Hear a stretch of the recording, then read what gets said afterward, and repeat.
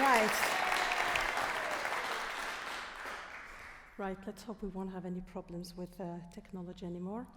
I was born and bred in Algiers, North Africa, and my upbringing was of a very, very happy upbringing. I had lots of chance to have a fantastic family around me. My parents were really influential into making me who I am. So when we talk in our jargon in sociology about positionality, I am where I am because of my parents and because of that upbringing. The links I had with Algeria were extremely deep and really embedded in me. I can almost feel them in me when I think about them. Algeria was colonized by France for more than 100 years and 130 years.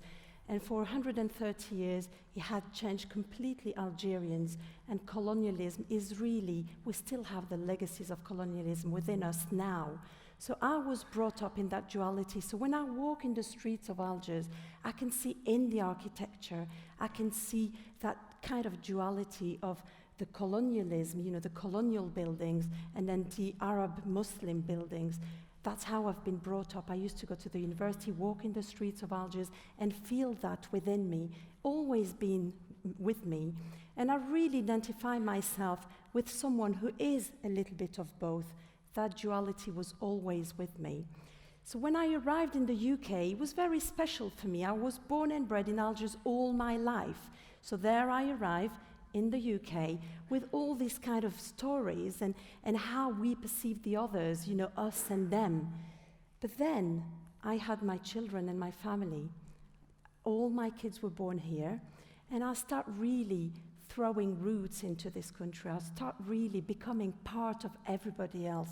I start trying to understand. I start falling in love with the trees, with everything, and I became really part of here. And for some reason, I started kind of thinking, I really like it here. But something happened which was really determinant in my life. My mom passed away when I had my second child. And for some reason, I just thought, I'm going to just unconsciously shut off everything. So I wasn't very much linked with Algeria as much as I was. I used to go back to see my dad, who was quite sad, and go and see him on and on again. And I was there just having that link with my family, but maybe not so much with my Algeria, with Algiers, this beautiful city. Then in my living room, I'll start thinking about all that. And I thought about it, and I thought it felt as if I was entering another phase in my life. First of all, I had this massive phase of amnesia, but then another event happened. My dad passed away. And then I just felt like something was finishing off. It felt like a cycle was closing. And I thought, now they're both gone. Have I really lived in Algiers? Have I ever been there? Did my parents really existed? And it feels really strange. It almost feels as if you have two different lives, two radical lives.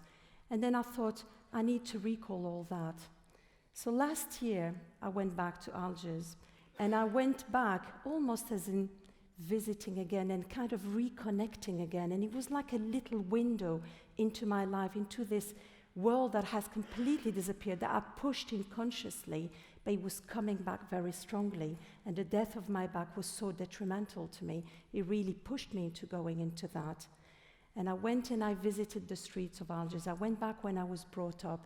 And we lived in a boarding school. That's where my mom used to work, and we lived there.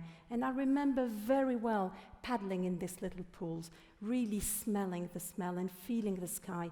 And the day I went back, I was absolutely overwhelmed because I really could feel everything. I knew I was in Algiers. That was not a secret. I knew I traveled. I took a ticket and went to Algiers. But it's the fact that I was reconnecting with the memories that were completely hidden deep inside me, completely far away. And I started reconnecting, feeling, you know, the sun, feeling the smells.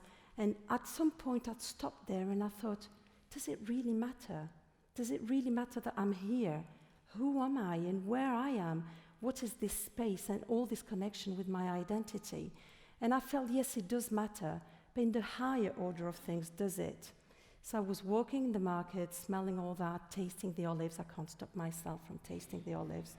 And I was really there. But then I thought back about my home, my new home, my home of adoption, Sheffield, and in Pittsmore in particular. And a few weeks ago, we had this massive couscous. You know, all the friends in Pittsmore keep on telling me, you've got to cook us a couscous at some point. And I think, yeah, I will. And the proper way, I'll steam it and everything. And I thought, I'm going to do it. So I thought, you know what? I'm just doing it. And I've cooked a couscous for 55 people. And that was really interesting because I was thinking, oh my God, I'm not going to find the spices. I'm not going to find the couscous. I'm not going to find that. And I went just in the local shops. And guess what? I found everything. And I was walking the streets of Pittsmore, and I'm thinking, I can smell algae here. I can smell all that. I can smell this connection. But what really brought me together and made me feel part of this community is really the people. It's really the people who are here, who are with us, and really sharing that fantastic meal. That was me.